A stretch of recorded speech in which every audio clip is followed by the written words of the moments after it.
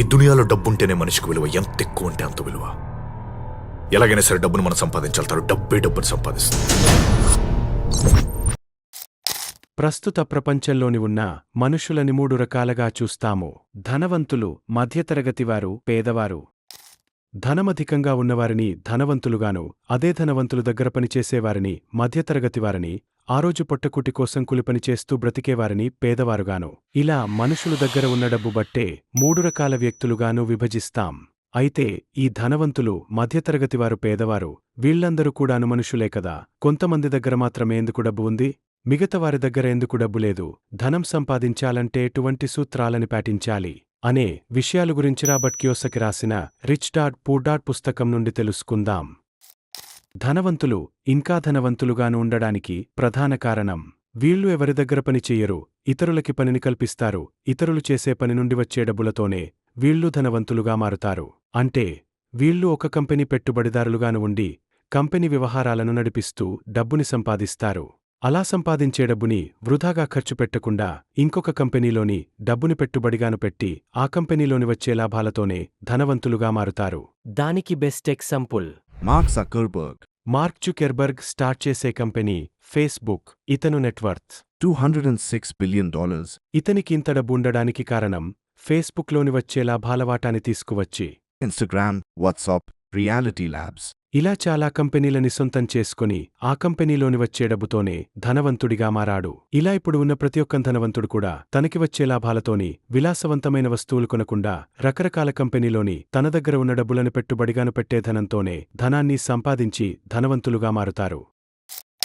ధనవంతులు ధనంతో ధనాన్ని సంపాదిస్తే, మధ్యతరగతివారు ధనవంతులు దగ్గర పనిచేసిన ప్రతిఫలానికిగాను వచ్చే డబ్బులతోనే ధనవంతులు తయారు చేసే వస్తువులని కొనడం వలన ధనాన్ని సంపాదించకుండా అప్పులని సంపాదిస్తున్నారు. ఆ అప్పులని ఒకేసారి తీర్చకుండా తనకి నెలకి వచ్చే జీతంలోని ఈఎంఐ రూపంలోని చెల్లించుకుంటున్నారు. మధ్యతరగతివారు తన చుట్టూ ఉన్న జనాలు గొప్పగా అనుకోవాలని ఆశతో ఖరీదైన కారులని, ఫోన్స్ని, రకరకాల లగ్జరీ వస్తువులని కొంటూ పోతున్నారు. ఇలా కొన్న ఏ వస్తువు కూడా తనకి డబ్బుని సంపాదించి పెట్టదు. ఎందుకంటే ఐఫోన్ని కొంటే ఎదుటి వ్యక్తుల దగ్గర ఎక్సైట్మెంట్ కానుంటుందని ఆ ఫోన్ కొనడానికి డబ్బులు లేకపోయినా కొంత డబ్బులని చెల్లించి మిగతా డబ్బులని ఈఎంఐ పెట్టి ఐఫోన్ని కొనుక్కుంటాం. అదే ఫోన్ క్రిందన పడి డిస్ప్లే పగిలిపోవడం కారణంగా సెల్పాయింట్కి వెళ్లి రిపేర్ చేద్దామని చూస్తే సెల్పాయింట్వాడు కొత్త డిస్ప్లే వేయడానికి 25,000 ఖర్చవుతుందనంటాడు. ఈ ఫోన్ని కొనడానికే డబ్బులు లేక ఈఎంఐ కట్టడానికి ఇబ్బంది పడుతున్నాను, ఇంకా దానికి ఎక్సట్రాగా 25,000 పెట్టాలా అని ఆలోచించుకుంటూ ఆ మొబైల్ తీసుకుని ఎంతిస్తావని ఆ సెల్పాయింట్వాడిని అడిగితే ఆ సెల్పాయింట్వాడు దీనికి 5,000 రూపాయల కన్నా ఎక్కువివ్వనంటాడు. ఏం మాట్లాడుతున్నావురా?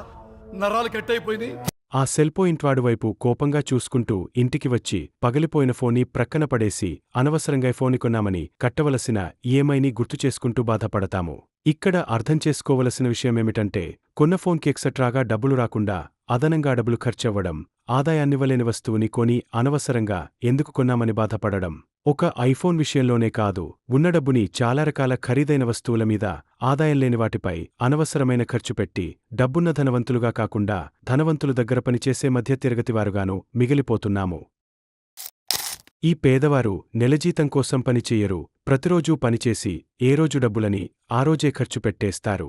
అలా ఖర్చు పెట్టడం వలన తనకి ఎటువంటి అత్యవసర పరిస్థితులెదురైనా గవర్నమెంటిచ్చే పథకాల మీద ఆధారపడి బ్రతుకుతారుగాని వీళ్లకంటూ కొంత డబ్బుని ఆదా చేసుకోరు. ఇలా ఆదాయంలోని వచ్చే డబ్బులని ఆదాయం చేసుకోలేని కారణంగా పేదవారుగాను మిగిలిపోతున్నారు. ఇలా అధికంగా డబ్బున్న వ్యక్తులని ధనవంతులుగాను, ధనవంతుల దగ్గర నెలజీతం కోసం పనిచేసేవారిని మధ్యతరగతివారుగాను, రోజుకూలి పనిచేసేవారిని పేదవారుగాను నిర్ణయించారు. ఈ సృష్టిలో ఎక్కువగా ఉన్నది ధనం మాత్రమే. ఆ ధనం 2% జనాలు దగ్గర మాత్రమే ఉంది. మిగతా 90% మంది జనాలు ఆ ధనాన్ని ఎలా సంపాదించాలని తెలుసుకోకుండా ఉన్నదానితోనే సంతృప్తి చెందుతూ బ్రతుకుతున్నారు. ఇప్పటివరకు ధనాన్ని సంపాదించిన ఏ ఒక్కరు కూడాను ఎక్కడి నుండో రావలేదు. వాళ్లకి ధనవంతుడిగా మారాలనే కోరికుండడం వలన ధనవంతుడిగా మారారు. ధనవంతుడిగా మారాలంటే ధనంతోనే, ధనం సంపాదించే వాటిమీదనే పెట్టుబడి పెట్టండి. మీ దగ్గర 10 లక్షల రూపాయలుంటే స్టాక్ మార్కెట్లోని మంచి స్టాక్స్ ఎంచుకుని ఒకే రకమైన స్టాక్స్లోని 10 లక్షల రూపాయలని పెట్టుబడి పెట్టకుండా 10 రకాల స్టాక్స్లోని పెట్టుబడిగాను పెట్టండి. అంటే IT sector, banking sector, automobile sector, ఇలా రకరకాల కంపెనీలోని మీ దగ్గర ఉన్న డబ్బుని పెట్టుబడిగాను పెట్టండి. అదే మీకు స్టాక్ మార్కెట్లోని సరైన నాలెడ్జి లేకపోతే రియల్ ఎస్టేట్లోనైనా, గోల్డ్లోనైనా మీ దగ్గర ఉన్న డబ్బులని ఆదాయాన్నిచ్చే వాటి మీదనే పెట్టుబడి పెట్టండి. అదే మీరు నెలజీతం కోసం పనిచేసే ఉద్యోగస్తులైతే మ్యూచువల్ ఫండ్స్లోని ప్రతి నెల ఇన్వెస్ట్ చేయండి. మీరు ప్రతి నెల ఎస్ఐపి ద్వారా 5,000 రూపాయలు చొప్పున 10 సంవత్సరాలు ఇన్వెస్ట్ చేస్తే మీరు ఇన్వెస్ట్ చేసే 10 సంవత్సరాలకి అమౌంట్ 6 లక్షలవుతుంది. 6 లక్షలకి 14% రిటర్న్స్ 7,10,457 రూపాయలవుతుంది. అంటే మీరు ఇన్వెస్ట్ చేసే అమౌంట్కి దానికి వచ్చే రిటర్న్స్ కలిపి 10 సంవత్సరాలకి 13,10,450 రూపాయలవుతుంది.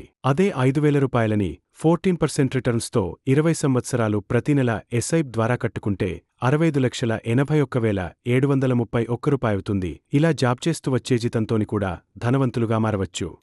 అదే మీరు కూలిపని చేస్తూ ఏ రోజుకారోజు డబ్బులు సంపాదించేవారైతే మీకు వచ్చే డబ్బులని 50% ఖర్చు పెట్టండి, 50% ఆదా చేయండి. అంటే మీకు 500 రూపాయలొస్తే అందులోని 250 రూపాయలను మాత్రమే ఖర్చు పెట్టండి, మిగతా 250 రూపాయలని ఆదా చేయండి. అలా ఆదా చేసిన డబ్బులు నెల చివరికి 7,500 రూపాయలుగా మారుతాయి. ఆ డబ్బులని కూడా మీకు తెలిసిన స్టాక్స్లోని, మ్యూచువల్ ఫండ్స్లోని ఇన్వెస్ట్ చేస్తూ కూడా ధనవంతుడిగా మారవచ్చు. ఇదే ఫార్ములాని ఉపయోగించి రొనాల్డ్ జేమ్స్ రీడ్ అనే వ్యక్తి ఒక స్వీపర్గా పెట్రోల్ బంక్లోని, షాపింగ్ మాల్స్లోని పనిచేస్తూ ఆ పనిచేయగా వచ్చే డబ్బులని స్టాక్ మార్కెట్లోని ఇన్వెస్ట్ చేయడం వలన తను చనిపోయిన సమయానికి 65 కోట్ల రూపాయలు సంపాదించాడు. ఇలా పనిచేస్తూ కూడా కాంపౌండ్ ఎఫెక్ట్ ద్వారా ధనవంతుడుగా మారవచ్చు. ఇలా మన దగ్గర ఉన్న డబ్బుతోని, నెలకి వచ్చే జీతంతోని, రోజువారీగా వచ్చే డబ్బులతోని ధనవంతులుగా మారవచ్చు. అంతేగాని ఎదుటి వ్యక్తులు మన గురించి గొప్పగా చెప్పుకోవాలని కోరికతో అనవసరమైన వస్తువులని కొనకండి. ఎందుకంటే అనవసరమైనవి కొనడం వలన అవసరమైనవి అమ్ముకోవలసి వస్తుంది. అందుకని డబ్బుననవసరమైన వాటి మీద ఖర్చు పెట్టకుండా అవసరమైన వాటి మీద మాత్రమే పెట్టుబడిగాను పెట్టి ఆదాయాన్ని సృష్టించే మార్గాలని వెతకండి. Money is always ultimate.